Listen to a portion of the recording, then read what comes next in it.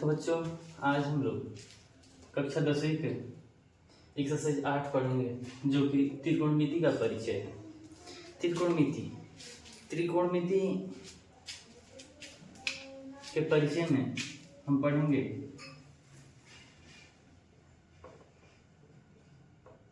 त्रिकोणमितीय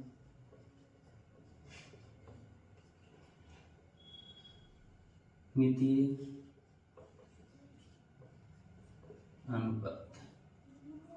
जैसे कि त्रिभुज के बारे में सबको पता है कि 3 तरफ से बन जो आकृति होती है उसे त्रिभुज कहते हैं। उसी में एक समकोण त्रिभुज होता है। समकोण त्रिभुज जिसका एक कोण 90 डिग्री होता है, जिसका एक कोण 90 डिग्री होता है। एक समकोण त्रिभुज में 2 न्यून कोण होता है। जैसे कि ये जो कोण हो गया ये न्यून कोण हो गया, मान लेते हैं ये बी ए सी। यदि हम ए के सापेक्ष में बात करते हैं, तो ए के सापेक्ष में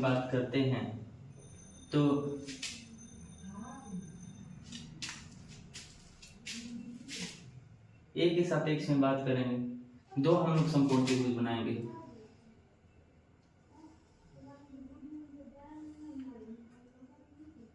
ये हो गया बी ए सी। यदि हम लोग ए के सापेक्ष में बात करेंगे, जिस सापेक्ष में बात, जैसे एंगल ए के सापेक्ष में बात करेंगे हम लोग, तो एंगल ए के सामने वाला जो होगा इसको हम लोग लंब कहेंगे। इसके सामने वाले को हम लंब कहेंगे और इसको आधार कहेंगे और इसको कर्ण कहेंगे।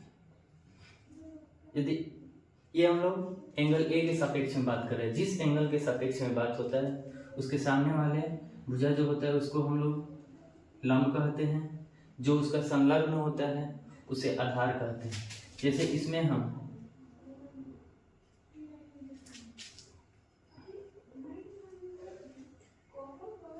सी के सापेक्ष में बात करेंगे, सी के सापेक्ष में बात करेंगे तो ये लंब हो जाएगा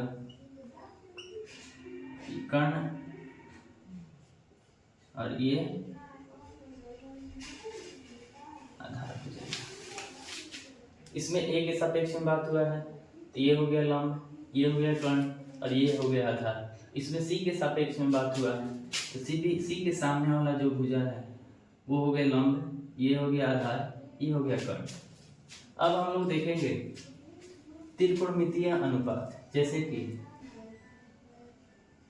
साइन होता है, कॉस होता है, टैन होता है। अब साइन जैसे कि हम लोग ए के सापेक्ष में बात कर रहे हैं तो साइन ए बराबर साइन ए लंब बटा कर्ण होता है, लंब बटा में कर्ण, यानी कि लंब बटा में कर्ण बराबर BC। लंब है BC बटा में कर्ण है AC। फिर उसी प्रकार होता है cos A बराबर हो जाएगा आधार बटा में कर्ण, आधार बटा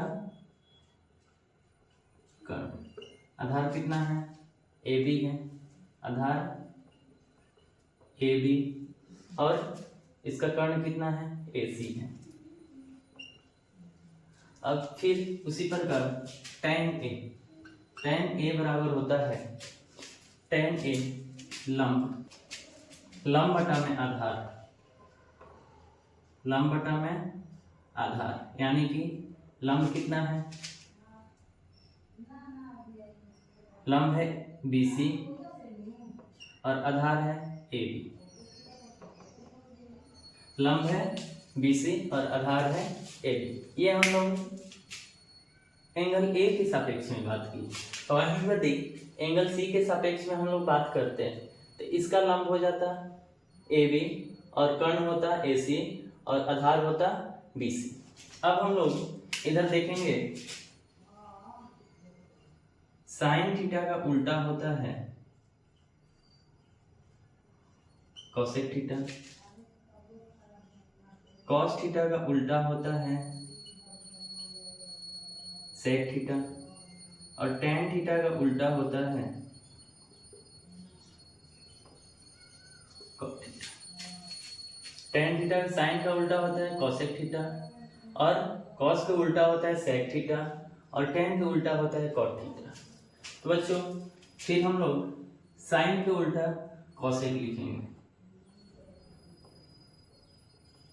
कोसेक थीटा बराबर कर्ण बटा लंब हो जाएगा। कोसेक थीटा बराबर साइन के उल्टा कर्ण बटा में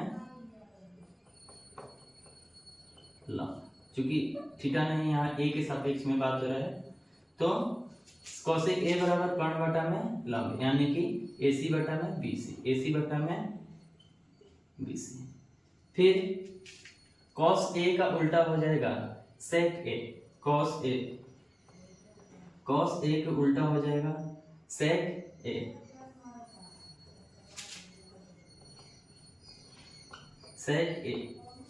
sec A में होगा cos के उल्टा, यानी कि आधार बटा cos A बराबर आधार बटा कर्ण है, तो यहाँ पे कर्ण बटा में आधार हो जाएगा। cos A बराबर क्या है बच्चों, आधार बटा में कर्ण, यानी AB बटा में AC, तो यहाँ कर्ण बटा में आधार हो जाएगा, कर्ण बटा में आधार, यानी कि AC बटा AB।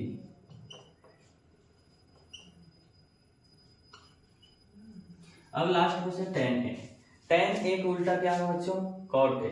tan A का उल्टा cot A लिख लेते हैं, cot A। cot A बराबर होगा tan का उल्टा आधार बटा में लंब, आधार बटा में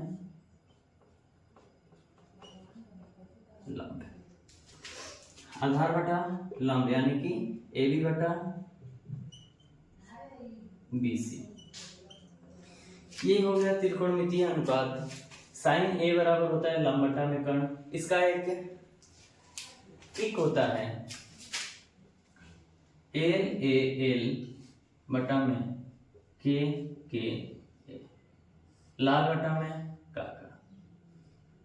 जैसे कि साइन थीटा तो L से लंब K से कर्ण, कॉस थीटा A से आधार K से कोण, किन से टेन थीटा L से लंब A से आधार।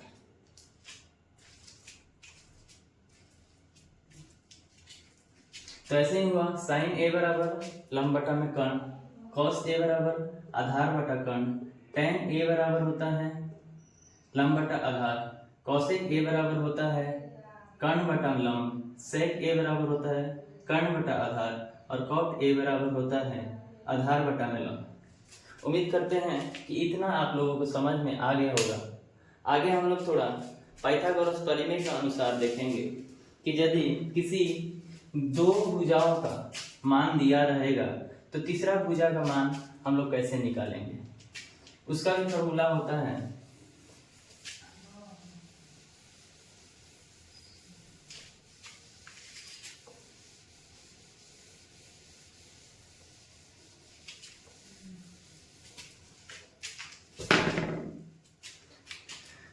जैसे कि यहाँ पे एक हम समकोण त्रिभुज बनाते हैं,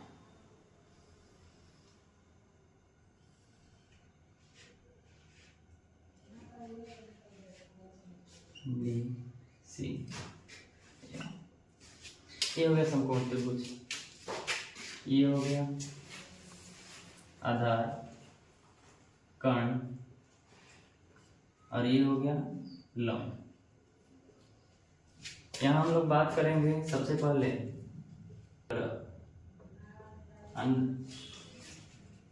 कर्ण स्क्वायर बराबर लंब स्क्वायर प्लस आधार स्क्वायर। कर्ण स्क्वायर बराबर होता है लंब स्क्वायर प्लस आधार स्क्वायर, यानी कि कर्ण बराबर स्क्वायर जब इधर आएगा बराबर के इस साइड आएगा तो अंडर रूट हो जाएगा लंब स्क्वायर प्लस आधार स्क्वायर। इसको हम लोग इस टाइप से लिख सकते हैं, लंब कितना है, ए बी है, ए बी स्क्वायर प्लस आधार कितना है, बी सी है, बी सी का स्क्वायर। यानी कर्ण स्क्वायर बराबर होता है लंब स्क्वायर प्लस आधार स्क्वायर।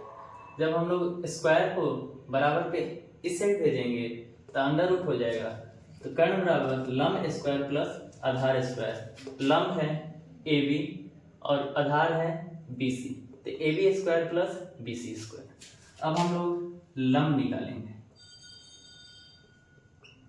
लंब जब इधर आएगा तो अंडर रूट कर्ण इस साइड आएगा, कर्ण स्क्वायर प्लस में है कर्ण स्क्वायर माइनस आधार स्क्वायर। इसको भी हम लोग इस टाइप से लिख सकते हैं, कर्ण कितना है, ए सी है, ए सी का स्क्वायर माइनस आधार है बी सी का स्क्वायर। ठीक इसी टाइप से आधार भी हम लोग निकाल सकते हैं।